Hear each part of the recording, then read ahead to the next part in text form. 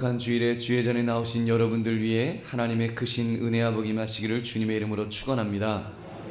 오늘 여러분과 함께 나눌 말씀은 회개의 문제를 어떻게 다룰 것인가, 회개의 문제를 어떻게 다룰 것인가를 우리가 함께 살펴보려고 합니다. 그리스도인으로 신앙생활을 한다는 것은 죄의 용서를 체험했다는 것을 전제합니다. 과거 우리가 어떠한 죄를 지었다고 할지라도 믿음으로 회개하면 하나님은 아들의 피, 그 십자가의 보혈이 그 죄를 깨끗하게 씻어주십니다. 그래서 예수 믿는 사람들은 과거에 지었던 죄악에 눌려 있거나 그 굴레에 묶여 있거나 그 죄의 저주에 벌벌 떨며 사는 사람이 아닙니다. 믿음으로 죄사함을 받았다는 확신 속에 자유함을 누리며 사는 사람이 바로 믿음의 사람이라는 것입니다. 그런데 간혹 이 자유를 누림에 있어서 삐그덕거릴 때가 있습니다. 용서를 잘 받았다고 하면서도 여전히 죄의 저주에 눌려있는 이중적인 모습이 있더라는 것입니다. 예를 들면 평소에는 자유함을 누린 것 같았는데 조금만 어려움이 생겨도 죄책감이 살아납니다.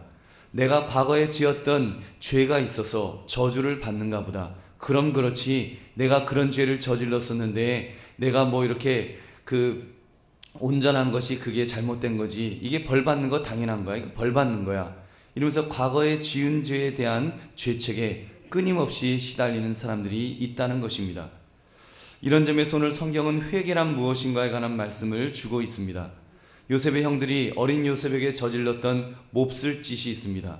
우리 표현으로 하면 갈아 마셔도 시원치 않을 원수 같은 그런 형들이었지만 요셉이 하나님의 사랑으로 그들을 용서하였던 것을 성경은 보여주고 있습니다. 그 형들이 정말 그 죄 용서를 구하며 회개할 때 그의 용서는 진짜였습니다. 거짓이 없는 진짜 용서를 해주었던 것입니다. 그런데 그것을 받아들여야 했던 당사자들인 형들은 자유하지 못했습니다. 분명히 요셉에게 용서를 구하며 진심으로 회개하였을 텐데 그들은 죄의 저주로부터 완전하게는 벗어나지 못한 채 평생 그 저주에 마음이 눌려 있었던 것은 아닌지요. 그런 형들의 모습을 보면서 회개의 문제를 어떻게 다룰 것인가를 우리가 심도 있게 살펴보려고 합니다. 그러므로 이 시간 회개의 문제에 대해 명확한 답을 얻어 돌아가시는 저와 여러분 되시기를 주님의 이름으로 축원합니다.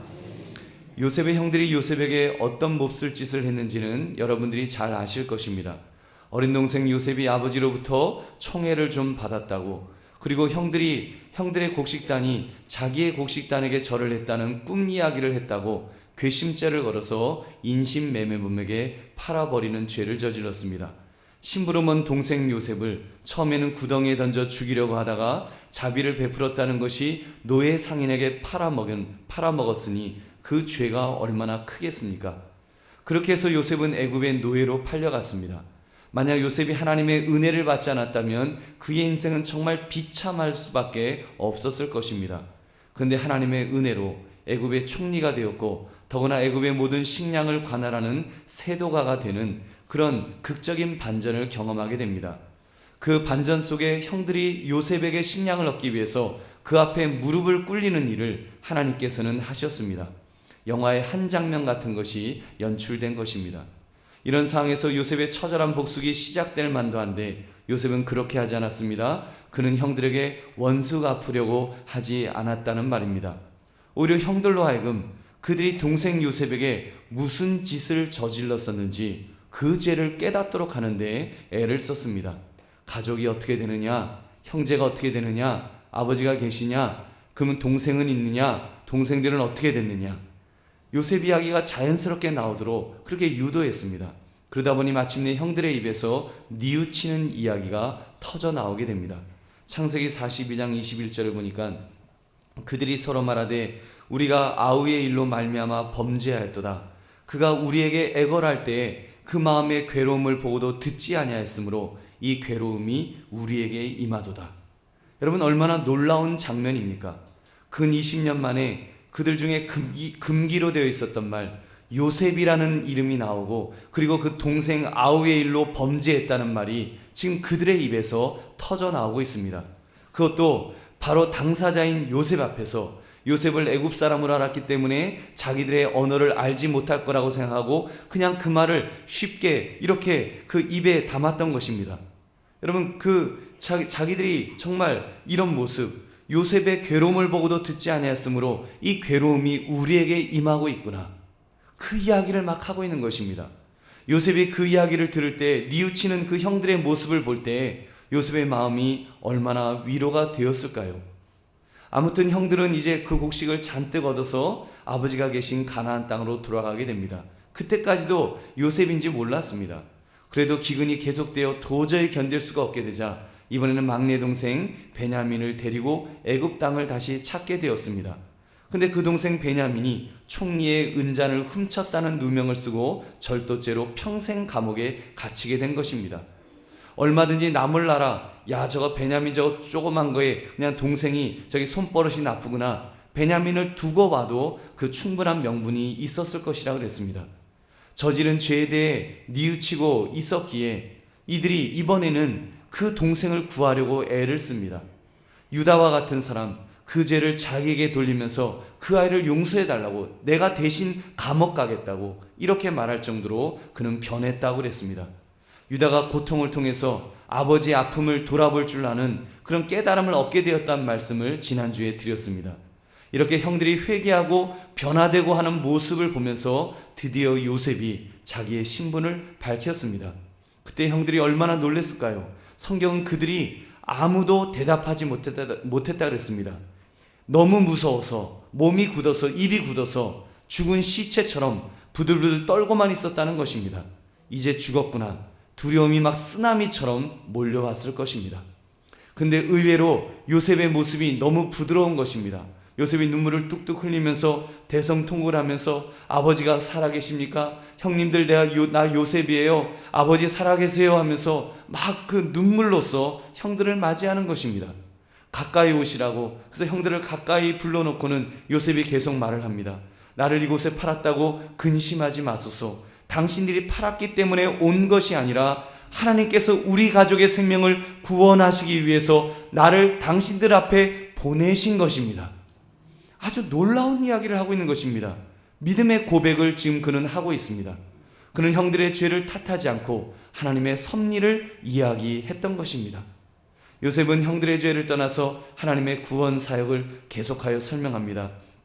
이 7년의 흉년이 앞으로 있을 것입니다. 앞으로 5년 동안 더 흉년이 있을 텐데 하나님께서 나를 세우셨습니다. 나는 이미 애굽에서 7년의 풍년 동안에 곡식을 많이 쌓아 놓았습니다. 형님들 걱정하지 마세요. 아버지 모시고 오세요. 그 형제들, 그 자녀들 다 가족들 모시고 오세요. 제가 다 먹여 살리겠습니다. 하면서 그 이야기를 지금 해주고 있는 것입니다. 그 일을 위해서 하나님께서 나를 먼저 보내신 것입니다. 그리고는 요셉이 동생 베냐민을 껴안고 그리고 형들의 목을 껴안고 울었습니다. 심지어 입을 맞추며 안고 울었다 그랬습니다. 그만큼 그들을 용서해 주었음을 표현했던 것입니다. 그제서야 형들의 말문이 열려서 요셉과 말을 했다고 오늘 성경은 기록합니다. 그 형제들이 도대체 무슨 이야기를 했을까요? 요셉이 그런 이야기 하지 않았겠어요? 제가 그 노예로 팔려갈 때 보디발의 집에 팔려갔었어요. 그리고 제가요 그러다가 또 열심히 좀 사는가 했는데 감옥에 갇혀갔고요. 제가 얼마나 고생했는지 몰라요. 그런 이야기 할 때마다 형들이 그러지 않았겠어요? 아이고 아우님 용서하세요. 용서하세요. 아우님 우리가 죽을 죄를 지었어요. 얼마나 그 회개에 그런 이야기를 했겠습니까? 제발 우리 죄를 용서해달라고, 제발 용서해달라고 아마 손이 발이도록 싹싹싹싹 빌었을 것입니다. 그러면 요셉은 그러겠죠. 아이 형님들 걱정하지 마세요. 아유 그거 뭐 다 지나간 일인데 어때요? 걱정하지 마세요. 그러면서 서로 정말 이 요셉은 이 형들은 그 회개하고 또 요셉은 용서하고 하는 그런 대화들을 나누지 않았겠습니까? 그리고는 이어지는 해피엔딩에 많은 이야기들이 있습니다. 요셉이 형들에게 곡식과 보물을 전해주고 아버지에게 드릴 선물도 챙겨서 다시 아버지에게로 보냈습니다. 그리고 온 가족이 그 형들의 자녀들까지 모두 데리고 애굽 땅으로 오게 됩니다. 얼마나 신나는 일이었을까요?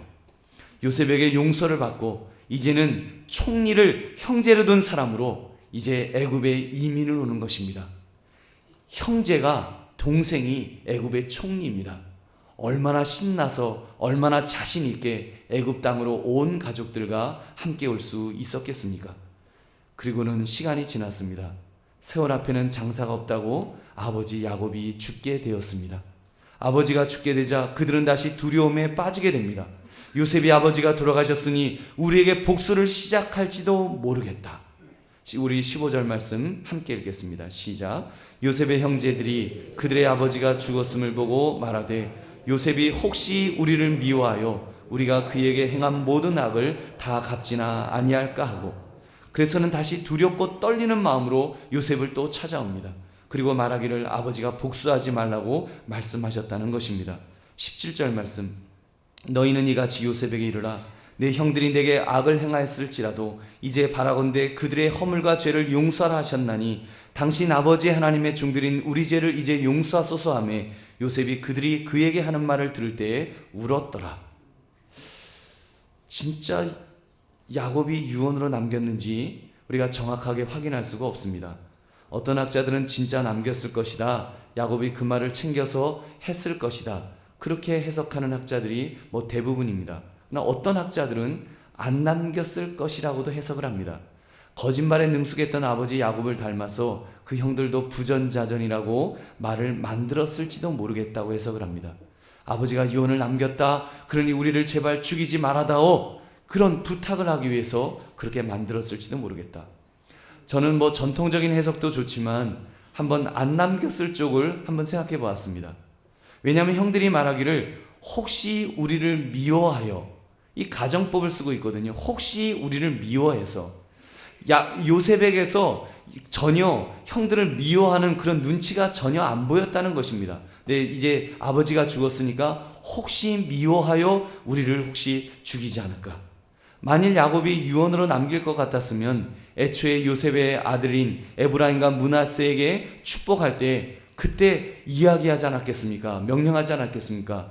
요셉아, 절대로 형들 복수하지 마라. 그 유언으로 남기고 그렇게 죽지 않았을까요? 근데 이야기를 안 했다는 것은 야곱은 그만큼 요셉을 믿었다는 것입니다.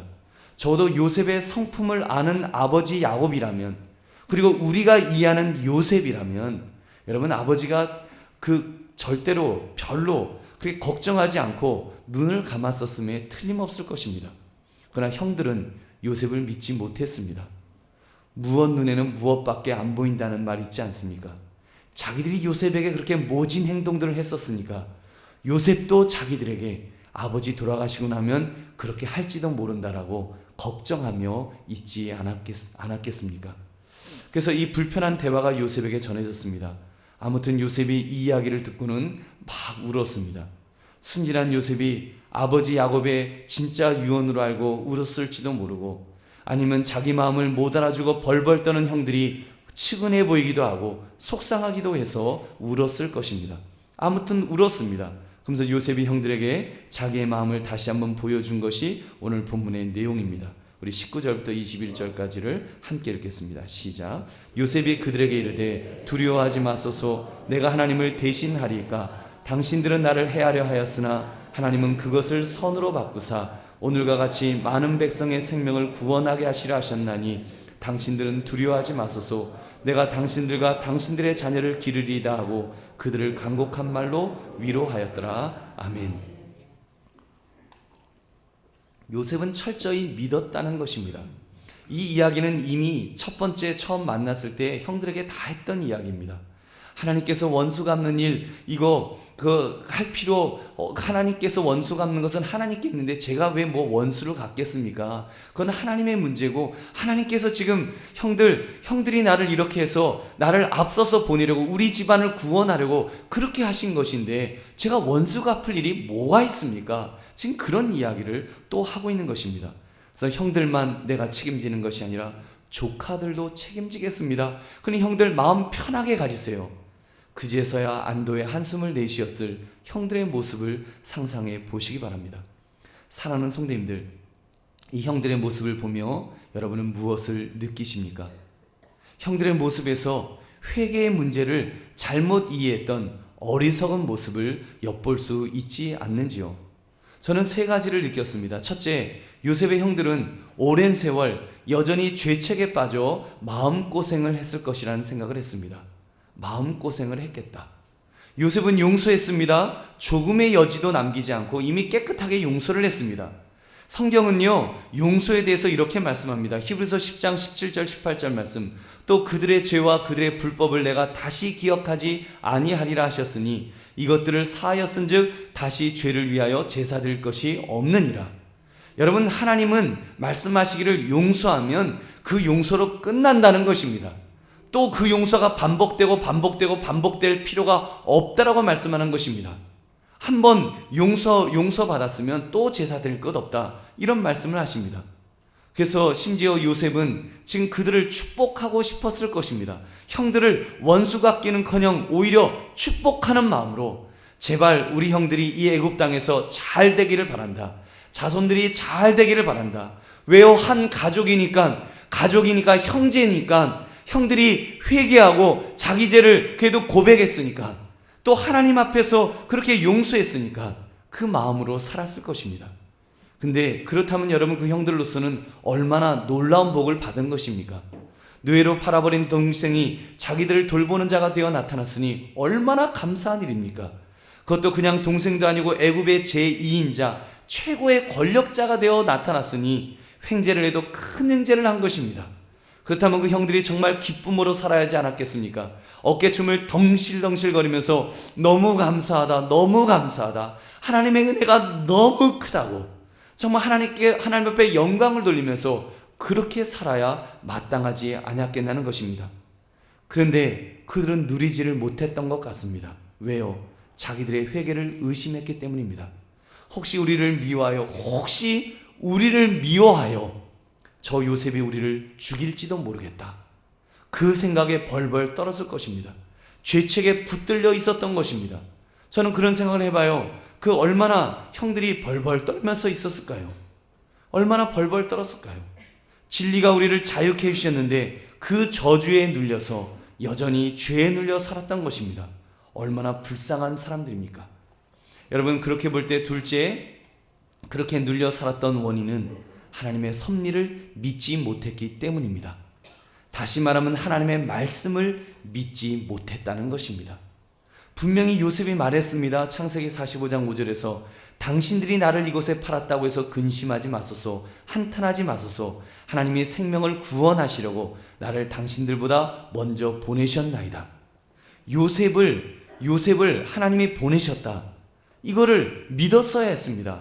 하나님께서 보내셨구나. 지금 7년 대풍년이 있었고 지금 7년 대흉년이 있는데 이것이 애굽의 문제만은 아니지 않았습니까?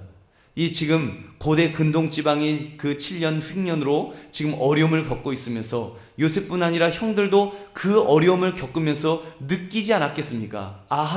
하나님께서 우리 집안을 구원하시기 위해서 이런 역사를 이루셨구나. 그렇다면 깨달았어야지요. 하나님의 섭리라는 것을 깨닫고서 하나님 앞에 하나님의 말씀을 붙들었어야죠. 그리고 하나님 앞에 철저하게 회개하면서 이 부끄러운 일을 저질렀는데도 하나님은 그것을 가지고도 합력하여 선을 이루셨군요. 그러면서 하나님 앞에 영광을 돌려야 되지 않았겠습니까? 그 약속의 말씀을 붙들고 적어도 좀 뻔뻔하지만 하나님 우리를 구원하신 줄로 믿습니다. 우리 가족을 보호해 주실 줄로 믿습니다. 큰 믿음이 있었어야죠. 지금 요셉은 하나님의 그 뜻을 전하면서 형님들, 나를 앞서 보내서 우리 가족을 구원하시기를 하나님이 원하셨습니다, 이 선포를 하고 있는데, 구원의 소식을 전했는데 형들은 생각하기를 혹시 저 요셉이 우리를 죽이지 않겠느냐, 이러고 있는 것입니다. 얼마나 불신입니까? 하나님의 말씀을 제대로 믿지 못했던 형들의 어리석은 모습을 우리는 볼 수 있습니다. 셋째, 결국 형들은 하나님의 말씀을 못 믿으니까 하나님을 붙들기보다는 인간적인 방법을 찾으려 했습니다. 그들이 이 진리를 정말 깨달았다면 하나님 앞에 회개하며 하나님을 붙들었어야 맞지요. 하나님, 우리가 범죄하였나이다. 우리가 죽을 죄를 지었나이다. 주여 용서하여 주시옵소서. 그리고 하나님 앞에서 모든 것을 해결함 받았을 것입니다. 성경은 우리에게 이렇게 말씀합니다. 시편 103편 12절부터 14절 말씀 우리 같이 읽어보겠습니다. 시작. 동이 서에서 먼 것 같이 우리의 죄가를 우리에게서 멀리 옮기셨으며 아버지가 자식을 긍휼히 여김같이 여호와께서는 자기를 경외하는 자를 긍휼히 여기시나니 이는 그가 우리의 체질을 아시며 우리가 단지 먼지뿐임을 기억하심이로다. 아멘. 여러분, 우리가 회개하면 하나님은 우리의 죄를 용서해 주신다는 것입니다. 우리가 얼마나 연약한 존재인지, 먼지 같은 존재인지를 하나님은 아신다는 거예요.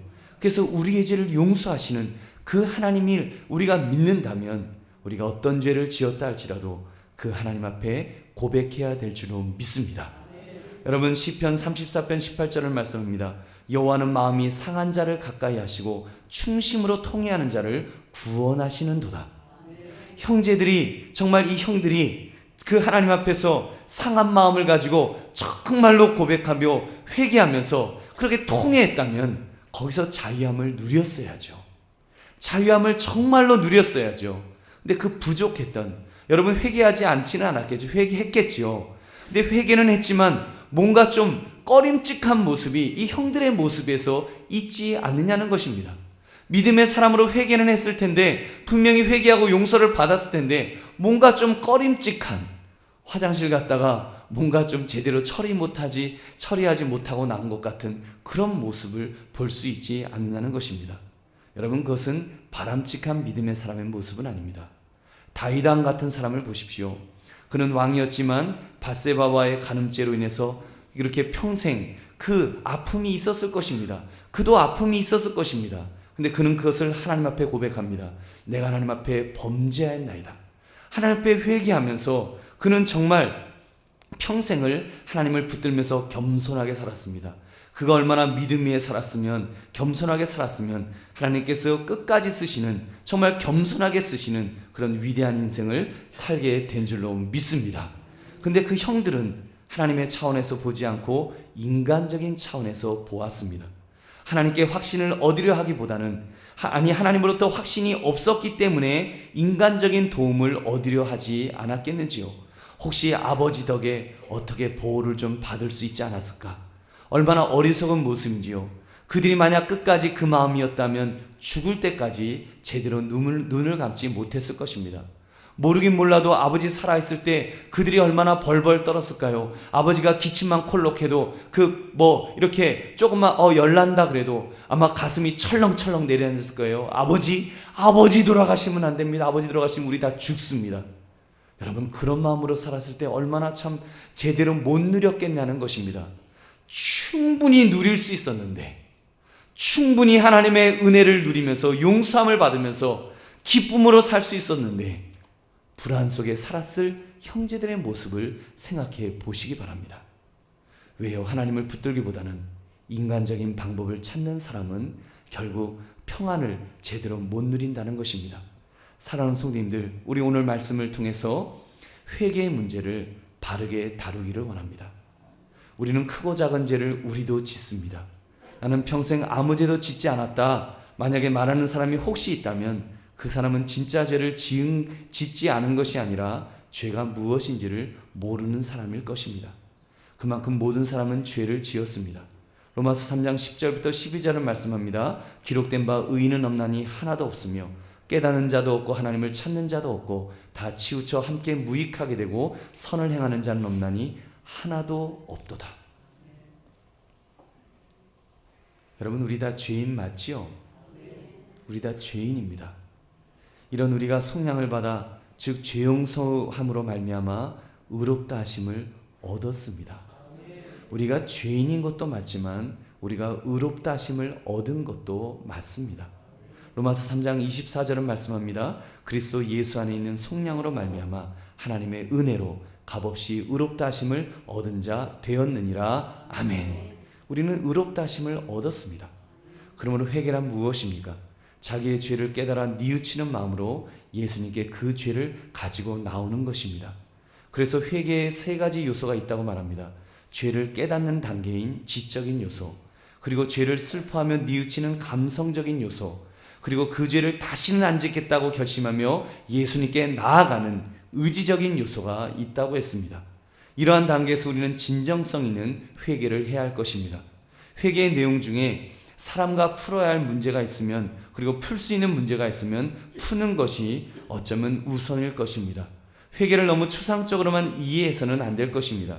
우리가 마음으로 짓는 죄, 추상적인 죄는 추상적으로 풀어도 되겠지만 내가 사람과 사람 사이에서 지었던 관계의 죄가 있으면 당사자에게 용서를 구하는 것이 맞습니다. 특히 피해자가 있다면 갚을 수 있는 한 당연히 갚아야 합니다.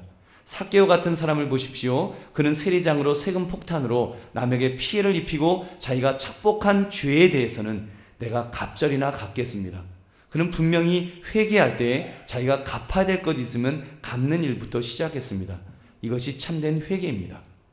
여러분, 그런데 전에 전도연 씨가 주연했던 밀양이라는 실화를 바탕으로 한 영화에서 아들을 죽인 범인이 감옥에서 예수 믿고 자기가 회개했다는 그런 장면이 나옵니다.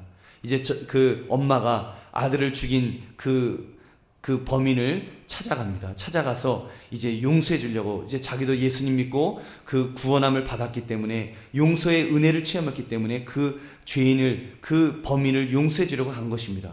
근데 그 범인이 빙글빙글 웃는 거예요. 그러면서 자매님, 저는 이미 용서함을 받았습니다. 저도 예수 믿고 이미 구원받았어요. 거기서 엄마가 완전히 뒤집어지는 것입니다.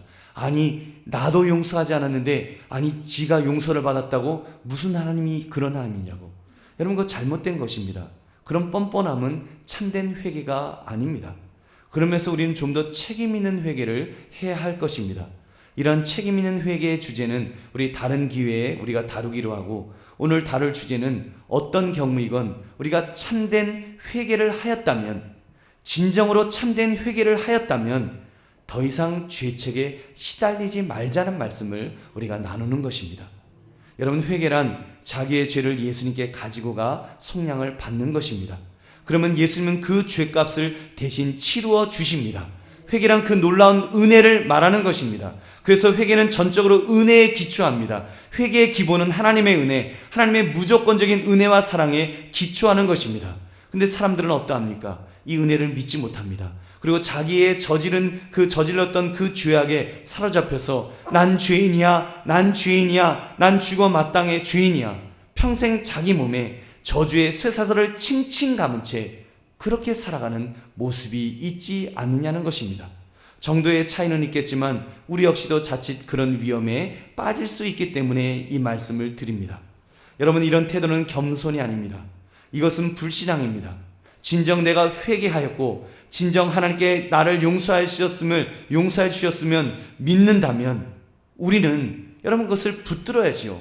주님이 내 죄를 용서해 주셨다, 내 죄를 용서해 주셨다, 나를 의롭게 하셨다, 이것을 믿고 사는 사람이 참 믿음의 사람인 줄 믿으시기 바랍니다.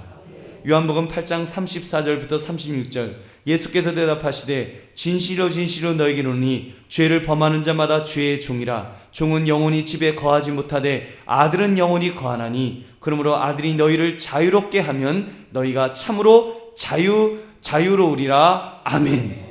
여러분, 믿으십니까? 여러분, 하나님이 아들이 자유케 하시면 자유로운 것입니다. 아들이 우리의 죄를 용서해 주시면 우리는 의롭게 된 줄 믿으시기 바랍니다. 이것이 믿음입니다. 생각해 보십시오. 아버지의 재산을 다 탕진하여 거지가 되어 돌아왔던 탕자 이야기. 근데 아버지가 그 죄를 용서해주고 새 옷을 입혀주고 아들의 신분을 회복해주는 반지까지 끼우면서 다 용서해 주었습니다. 그래서 아들의 신분을 다시 회복시켜 주었습니다. 그러면 아들은 어떻게 살아야 마땅할까요?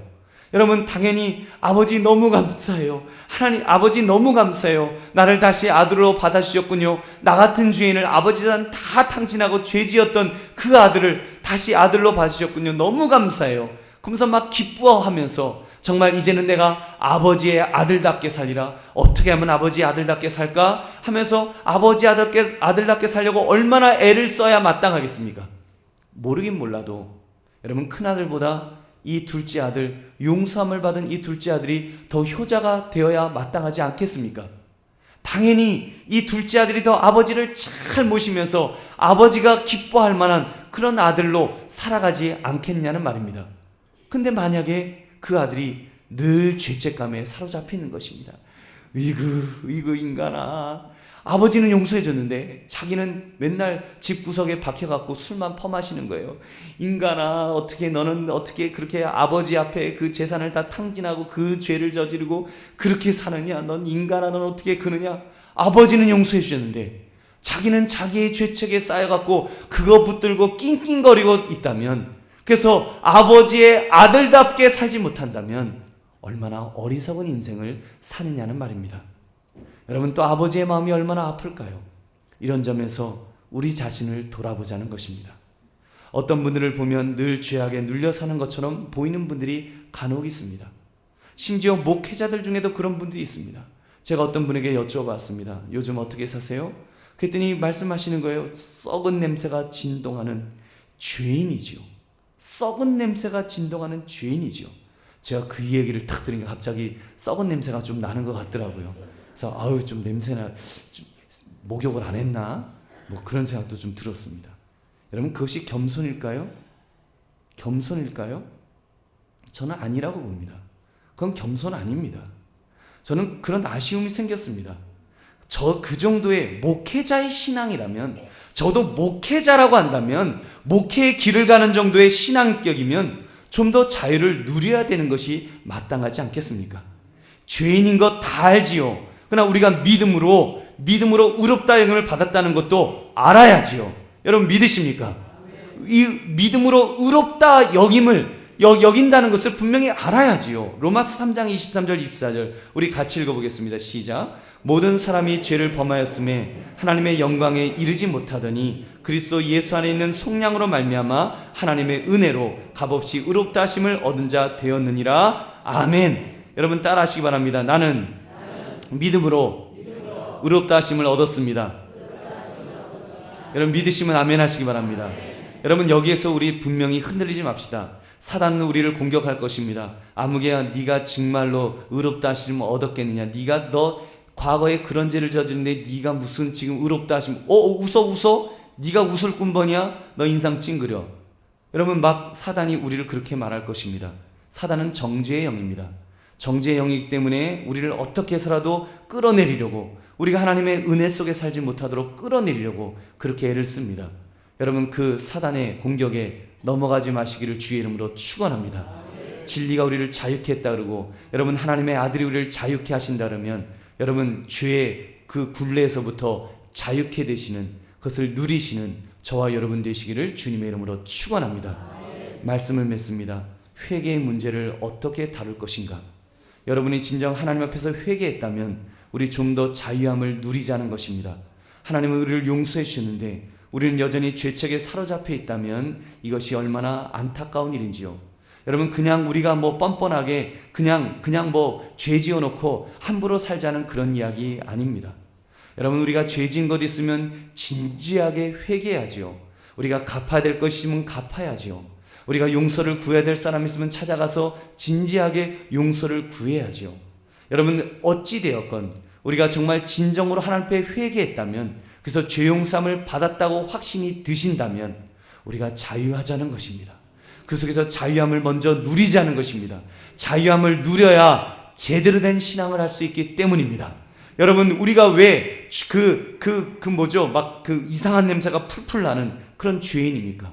우리가 왜 그 썩은 냄새가 나는 죄인으로서 죄의 냄새를 풍기면서 사는 사람들입니까? 물론 그런 죄인인 것도 맞습니다. 그러나 우리가 그 죄가 있음에도 불구하고 예수 그리스도의 십자가의 보혈이 우리의 죄를 씻어주셨음을 우리는 믿어야 된다는 것입니다. 하나님이 의롭다 하셨습니다. 그래서 우리를 하나님의 자녀로 삼아주셨습니다. 이제는 마귀의 자녀가 아니라 하나님의 자녀로 우리를 만들어 주셨습니다. 그러므로 우리는 죄의 더러운 냄새를 풍기면서 살아가는 그런 사람들이 아닙니다. 우리는 예수 그리스도의 향기를 풍기면서 살아가는 그런 믿음의 사람들입니다. 하나님의 자녀들입니다. 그렇다면 자녀답게 살아야 되지 않겠습니까? 그걸 우리가 좀 기쁘게 그렇게 살자는 것입니다. 죄의 굴레에 눌려서 죄인이야 부정적으로 살아가지 말고, 주께서 나를 용서하였으면 나는 의인이 되었습니다. 이제는 나는 하나님 앞에서 의인답게 살기를 원합니다. 믿음으로 살기를 원합니다. 그리고 하나님이 기뻐하시는 모습을 찾아가며 그렇게 살아갑시다. 하나님이 기뻐하실 것이 무엇인지를 찾아가면서 기도해야 될 때 기도하고, 말씀을 읽어야 될 때 말씀을 읽고, 예배 드려야 될 때 예배를 드리고, 우리가 참으로 선행을 베풀어야 될 때 선행을 베풀고, 용서를 구해야 될 때 용기 있게 용서를 구하고, 여러분, 그렇게 우리가 좀 좋은 일도 하고 전도도 하면서 하나님 기뻐하시는 모습으로 살자는 것입니다. 그래서 여러분, 우리의 모습 속에, 여러분의 직장과 사업장 속에서 그리스도의 향기를 나타내시길 바랍니다. 그렇게 썩어 막 문드러지는 그런 죄악의 냄새가 아니라 그리스도의 향기를 나타낼 수 있는 우리의 모습이 된다면, 여러분, 그것이야말로 참된 믿음의 사람의 모습이 아니겠습니까? 저와 여러분은 참으로 그렇게 살아갑시다. 그런 고백 속에 이 회개의 문제를 바르게 이해하며 살아가시는 저와 여러분 되시기를 주님의 이름으로 축원합니다. 우리 함께 기도하겠습니다. 오늘 말씀 속에서 주여